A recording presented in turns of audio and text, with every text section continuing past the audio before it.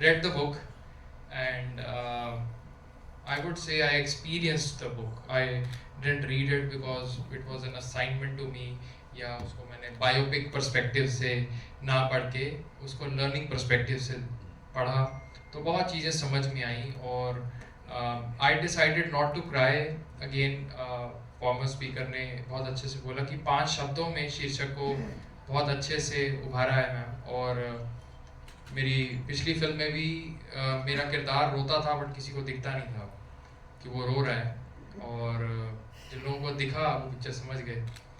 तो मैं आपसे शुरुआत में ये पूछना चाहूँगा कि जब आप भीड़ में अपने जैसा कोई भी किसी को आइडेंटिफाई कर लेते हैं, यू नो शी और he is going through the same point of journey that I have been through, but before the book came, you know, so आप कैसे अप्रोच करते थे या वो कैसे अप्रोच करते थे? What was your thought on it? Thank you ओजस्वी। पहले तो जब मैं इस दौर से नहीं गुजरी थी तो मुझे ऐसा लगता है कि it was very easy to give guidance to anyone, don't do this और this is happening because maybe when I went through that journey, I realized it's so easy to judge, it's so easy to give guidance. So I think life's experiences really teach you. So now when I see somebody going through any of these issues in life, so I believe two things are very important. One is spirituality. If spirituality is there, then you're grounded. Then no matter what kind of storms are happening, you will not fall down. You know. So that's what I try anybody to connect to spirituality.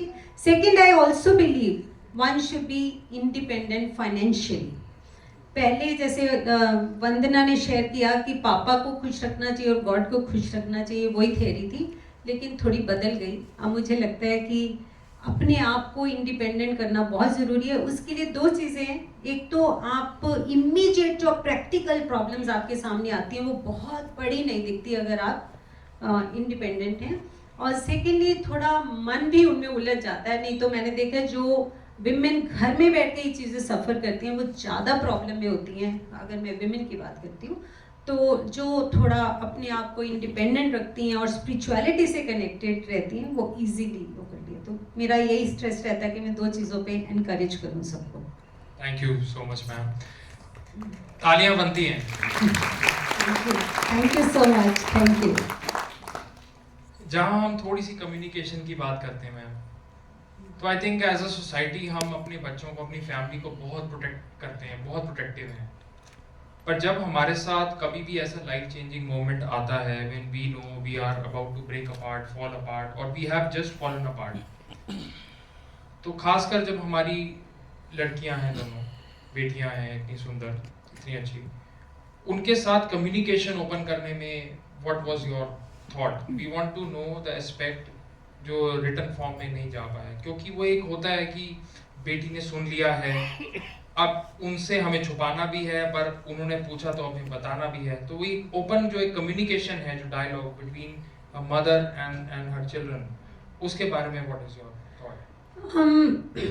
मेरे mentor हैं doctor दाय साहब को ये कहता, उन्होंने हमेशा ये सिखाया कि treat the children as if they are fully grown up individuals. तो मैंने जब उनकी ये पढ़ी उसके बाद से मैंने बच्चों के साथ जो मेरा कन्वर्सेशन था, कोई भी कम्युनिकेशन बड़ा ओपन एंडेड होता था। पर जब अगर हम इस पर्टिकुलर इंसिडेंट की बात करते हैं कि बच्चों के साथ वो शेयर करना, फैमिली में इतनी सीरियस सिचुएशन होना, वो थोड़ा डिफ़िकल्ट था उस मोमेंट पे। पहली बार मैंने सोचा कि अभी थोड़ा और बड़े हो जाने दो बच्चों को, है नो। तो मुश्किल था, लेकिन क्योंकि वो ऑलरेडी सुन चुके थे, तो फिर डिग्निटी के साथ कैसे राइट और रॉन्ग को सही बताना, मतलब ऐसे नहीं है कि जैसे हम करें और वो तो ये कर रहा है तो वो फिर सारे बेकार है, ऐसी फीलिंग नहीं आनी चाहिए। जो गलत है वो गलत और जो बहुत सही है वो बहुत सही, वो राइट पर्सपेक्टिव से जाना चाहिए। So that was always my effort, so I was always open. मुझे आज जितनी भी बातें हो रही थी मुझे एक बात याद आई कि मैं 12th क्लास में थी, तो हम बहुत सारे फ्रेंड्स थे, तो कुछ बात हो रही थी, अरे मैं बहुत प्राइवेट पर्सन हूँ, मैं ऐसा हूँ। तो मैंने एक बार बोला, मैंने कहा अरे मैं तो ओपन बुक हूँ, मेरे को तो ओपनली बात करना अच्छा लगता है। तो मैं आज सोच रही थी तब बोला था और सच्ची में मैं ओपन बुक हो गई सर, मेरी लाइफ सबको पता नहीं वो बचपन से थी शायद कुछ ऐसा। हाँ जी, थैंक यू। तो जहाँ हम आगे अगर इससे बढ़ें तो जब हमारी लड़कियां when they grew up through that, तो आपने how I think this will be a little difficult question because I find it difficult to answer myself sometimes. बच्चे अपना एक इंडिपेंडेंट थॉट अपने फादर की तरफ क्रिएट करें, आपने वो एक इनडिफरेंट अप्रोच कैसे रखी? मतलब कि एक नहीं तो एक हेट्रेड रिलेशनशिप बन जाता है, you suddenly start hating somebody, आप सुनते ही गुस्सा भी कर सकते हैं, वायलेंस भी स्ट्रीक कर सकता है। तो how did you ensure that your kids grow through that and you have evolved such beautifully? या मेरे लिए बहुत इम्पोर्टेंट था कि बच्चों में कोई भी इतनी स्ट्रॉन्ग कोई भी किसी तरह की नेगेटिविटी नहीं आनी चाहिए। तो मुझे ऐसा लगता है जो लाइफ है ना वो उसकी इतनी पॉसिबिलिटीज़ हैं, इतना कुछ।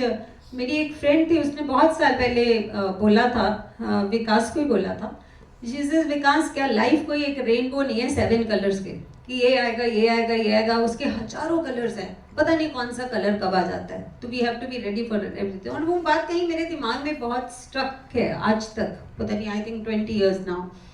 सो सेम भी मुझे ऐसा लगता है कि लाइफ के बहुत कलर्स हैं, तो बच्चों को हर कलर का एक सही अंदाज से मतलब पर्सपेक्टिव जाना चाहिए। ऐसे नहीं होना चाहिए कि बहुत ही नेगेटिव हो गया, ठीक है ऐसा भी होता है, it's all right, this can also happen or that can also happen, but we can't lose respect for things which are positive. So that was